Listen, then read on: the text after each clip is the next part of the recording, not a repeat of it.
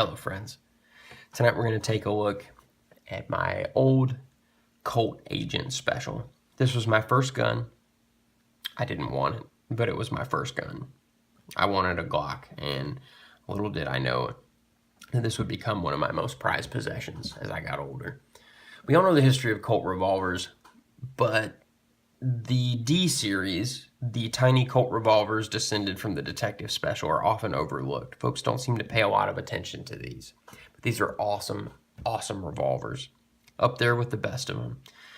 The first generation Cobras were released in 1950, I believe. I think the Agents came out in 1958. The first generations didn't have the shroud around the ejection rod, and the butt of the gun, I think, was a bit shorter, and they had this sort of really small, thin, kind of police-looking Colt grips. You know the ones I mean. They're really cool. Not in any way comfortable, but very, very cool.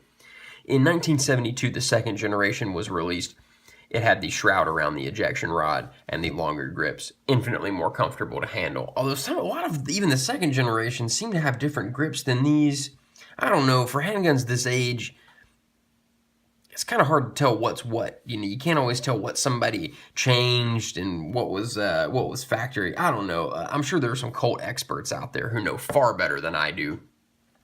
So the Detective Special was all steel, I believe, and then these, the Cobra and the Agent, they have an aluminum frame, I think, or some sort of alloy. So they're a bit lighter. The Detective is a lot heftier. I actually like the lightness of this gun, though. It feels very good in my hand.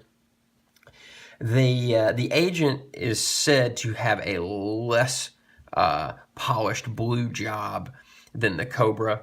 I've never looked at this, though, and thought, wow, what a terrible blue job. I think this is still an absolutely marvelous pistol to look at. I think it's beautiful. And that's not just because I own it either. I really think it's beautiful. These are great guns.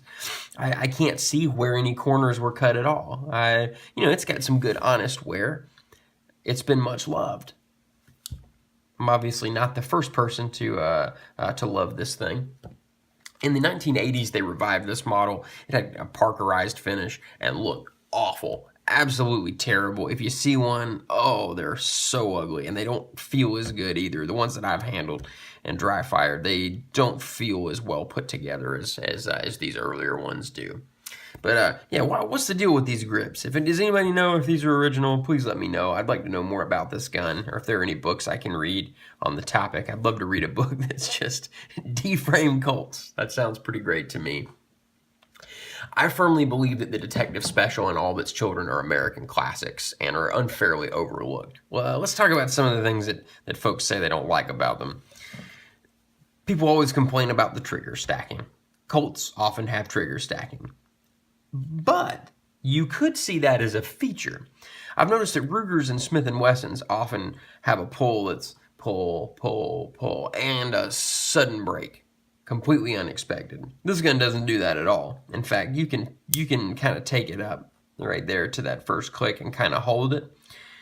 And I'm not necessarily saying this is the safest thing to do in a combat situation, but for some target shooting, if you keep the muzzle on target the entire time, I don't see how this could be particularly unsafe. Then you apply a few more pounds of force. Oh, lovely. That's great. Once more. It feels great, and it's not excessively heavy. As far as I know, mine has not had any work done to it. I don't think anyone in my family would have known to have trigger work done to this gun. I don't think it's really been much maintained either outside of when I started shooting it. The other thing people don't like about these is, older Colts don't shoot plus Ps in them. It's not a good idea. People kind of vacillate about whether or not that's a good idea, but I would just advise against it. I don't think these guns were really intended for hotter loads. Just shoot your normal ammo in them and enjoy them. The Detective Special is more robust, but even that one, I wouldn't chance it. Just shoot it and enjoy it. Our features. We've talked about that great trigger. Let's look at the single action, shall we? Crisp, very crisp. Oh yes, that's lovely. Everything on it is smooth, lovely to operate.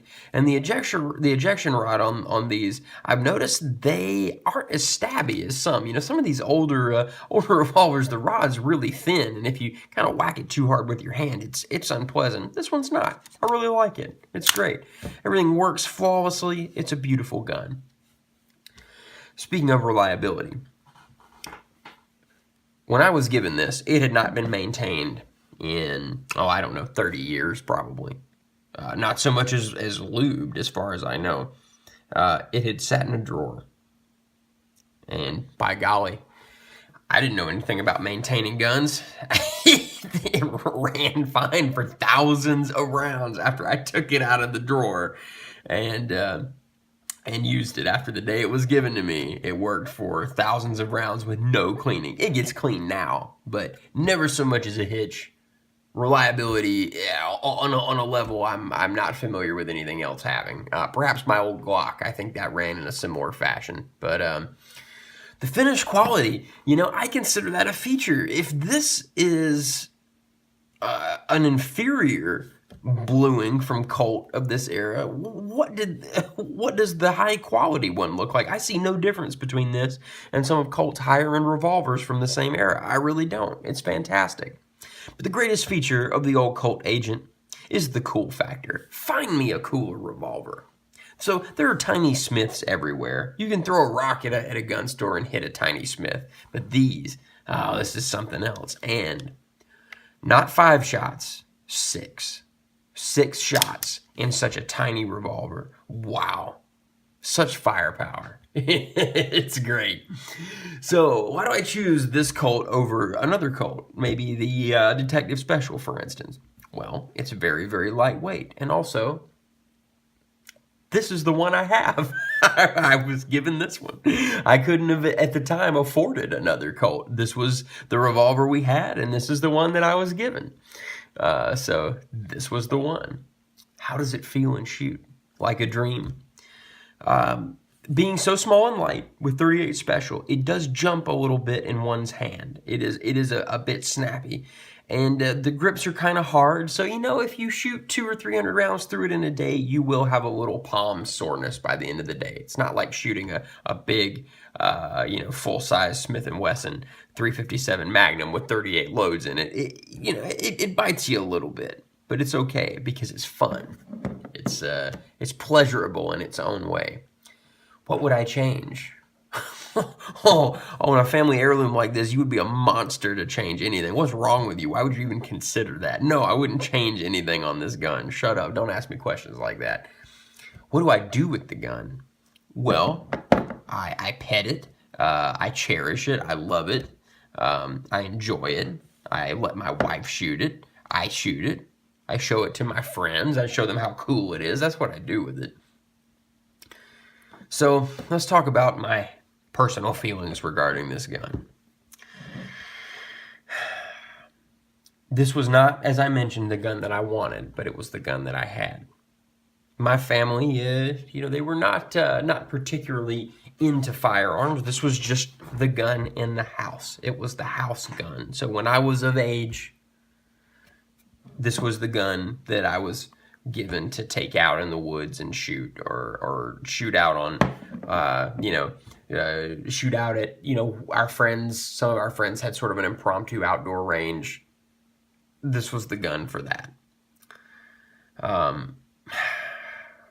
As a result, I grew to love it over time because I had no choice.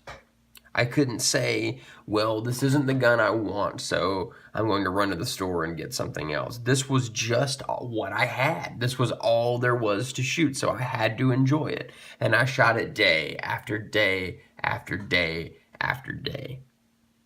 And I woke up one day and realized that I wouldn't trade this gun for all the Glocks in the world. Even now, if somebody offered me a $2,000 gun in place of this one, I would not accept it. I would not accept any gun in trade. This is my ancient Colt Agent Special, and it will remain my ancient Colt Agent Special. It's one of the finest guns I've ever handled in its own special way, and I will cherish it for the rest of my life. If you have a gun like this, you know what I mean. And I don't mean an old Colt revolver. I mean just your first gun, whatever that was. I also realized how lucky I was for this to be my first gun, something of this quality. I didn't even understand that this was an amazing revolver. I had no idea. You know, I said, well, I mean, it's a gun, shoots bullets out of it. I mean, that's pretty cool, I guess. But I didn't realize the craftsmanship and quality. How lucky I was. God, so incredibly lucky. I'm lucky to have it now. Anyhow, all that to say, treasure your first gun. Enjoy it. Hopefully you still have it. Maybe you don't. That's okay too. Hopefully you got something really cool in trade for it. But cherish those memories with your first gun and hang on to these things, because we're not always able to see in the moment what something is really worth. And I don't mean monetarily. We're not always able to see the value in memory. This is a great gun. I got more reviews coming down the pipe. Thank you all for watching. I really appreciate your time. Thank you for spending the evening with me and my lovely Colt Agent. Enjoy the rest of your night.